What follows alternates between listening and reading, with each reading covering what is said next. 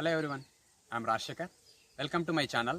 ఈరోజు మనం అస్ట్రాలజీలో very powerful రాజయోగం, దాన్ని మనం ఏమంటామంటే మహారాజయోగం అంటాం.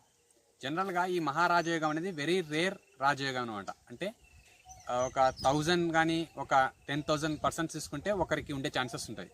అసలు ఈ మహారాజయోగం ఏ విధంగా క్రియేట్ అవుతుంది, ఏ ప్లానెటరీ కాంబినేషన్ వల్ల ఈ మహారాజయోగం క్రియేట్ అవుతుంది, నెక్స్ట్ ఈ మహారాజయోగం ఉన్న పర్సన్స్ ఏ విధంగా జీవితంలో సక్సెస్ కాగలుగుతారు, ఇవన్నీ నేను 1 by 1 డిస్కస్ చేస్తాను. ఫస్ట్ ఈ మహారాజయోగం ఏ విధంగా క్రియేట్ అవుతుందంటే, జనరల్గా ఎవరి లగ్నంలోనైనా తీసుకుంటే మనం జనరల్గా లగ్నాన్ని ఫస్ట్ హౌస్గా ట్రీట్ చేస్తాం. ఓకే, ఈ లగ్నాధిపతి నెక్స్ట్ పంచమాధిపతి ఈ ఇద్దరి యొక్క దృష్టి మనకు మహారాజయోగాన్ని క్రియేట్ చేస్తుంది అనమాట. అంటే ఫర్ ఎగ్జాంపుల్ నేను ఒక లగ్నం తీసుకొని ఎగ్జాంపుల్ చెప్తాను. మేష లగ్నం అయిందనుకోండి. ఫర్ ఎగ్జాంపుల్ మేష లగ్నం కాలపురుష చక్రంలో జనరల్గా న్యాచురల్ జోడాక్సన్లో మేషలగ్నం ఫస్ట్ వన్.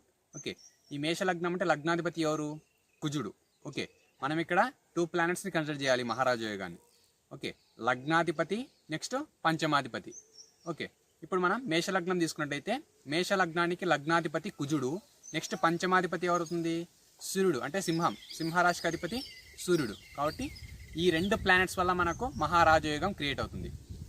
అంటే ఇప్పుడు మేషలగ్నానికి మనం మహారాజయోగాన్ని ఏ విధంగా ట్రీట్ చేయాలి, అంటే ఏ విధంగా మనం క్రియేట్ అవుతుంది.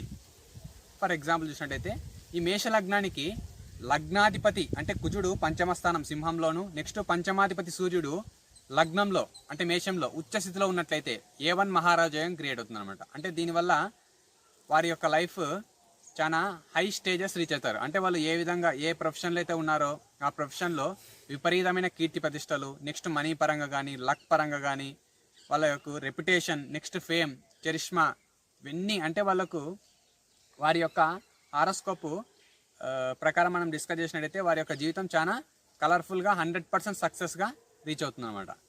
అంతేకాకుండా వీరికి సంతాన స్థానంలో నెక్స్ట్ అంటే లగ్నాధిపతి సంతాన స్థానంలో ఉండడం వల్ల సంతానం నుంచి కూడా కీర్తి ప్రతిష్టలు వస్తాయి.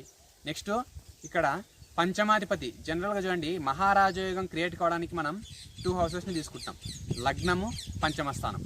జనరల్గా రాజయోగాలు ఎప్పుడు కూడా మనకు జాతకంలో క్రియేట్ కావాలంటే మనకు మెయిన్గా పాసిబుల్ అయ్యే హౌసెస్ ఏమంటే కేంద్ర స్థానాలు, కోణ స్థానాలు. కేంద్ర స్థానాలు అంటే మనకు తెలుసు విష్ణు స్థానాలు, అవి 1, 4, 7, 10 వాటిని విష్ణు స్థానాలు లేక కేంద్ర స్థానాలు అంటాం.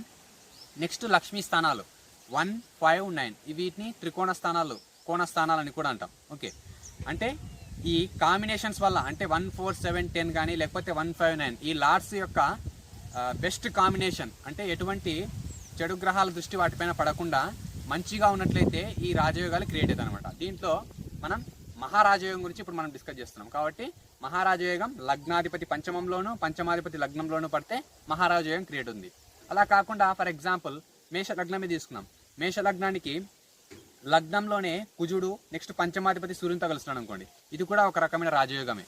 అంటే నేను చెప్పే A1 రాజయోగం ఏ విధంగా ఉంటుందంటే లగ్నాధిపతి పంచమంలోను పంచమాధిపతి లగ్నంలో ఉండాలి.